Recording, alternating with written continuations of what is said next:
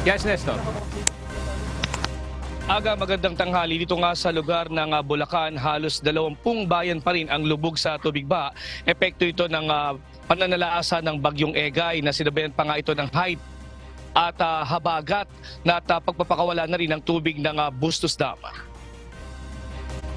29 na barangay sa Kalumpit, Bulacan ang lubog ngayon sa baha. Hanggang leeg ang tubig bahas, Bill 9 sa Barangay Ibaw Este. Gayon din sa Bulusan, may Sulaw, Gatbuka, San Miguel, sa Mayto, Lapak.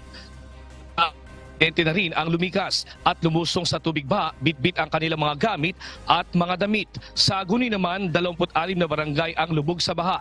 Pinakamalalim ay hanggang dibdib sa Barangay San Jose, San Juan at Santo Niño, hanggang tuod naman sa San Agustin. Sa Malolos, nasa 15 barangay naman ang lubog sa baha, hanggang lagpas tuhod ang baha sa Barangay Matimbo at Panasahan sa PNP Alejo Santos sa Malolos. Sa Bocaue naman, maraming bahay ang lubog dahil hanggang leeg ang baha sa Barangay Bunlo dahil sa pag-apaw ng Bocaue River.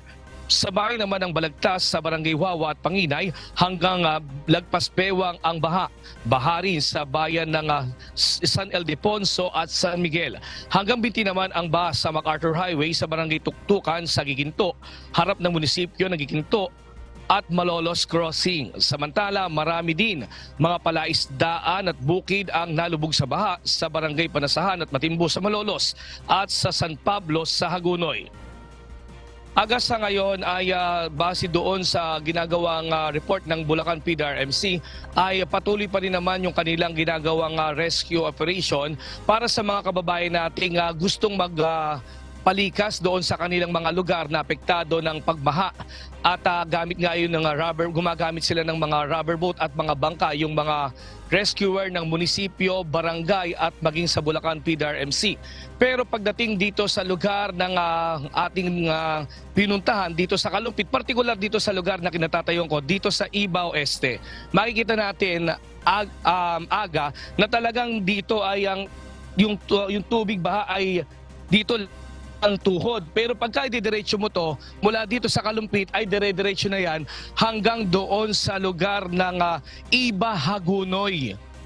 Nagdudugtong ito sa papuntang Hagunoy kung saan mas lalo pang mas matindi yung tubig baha na pag dinire-diretso mo to aabot ng hanggang dibdib. Pero yung pinakamalalim dito, sinasabi nila yung hanggang leeg yung baha doon sa North Bill 9 dito sa Iba o Este. At talagang may mga nakita tayo kanina na bitbit nila pati yung kanilang mga alagang mga aso, mga pusa nakasakay sa bangka at gumagamit pa sila ng improvised na mga salbabida or bangka din na yung mga refrigerator at yun ang sinasakyan ng mga kababayan natin dito at meron din naman silang ginagamit na mga balsa para din sa mga kababayan natin para sa paglikas sila. Pero sa ngayon, paroot pa rito yung mga tao.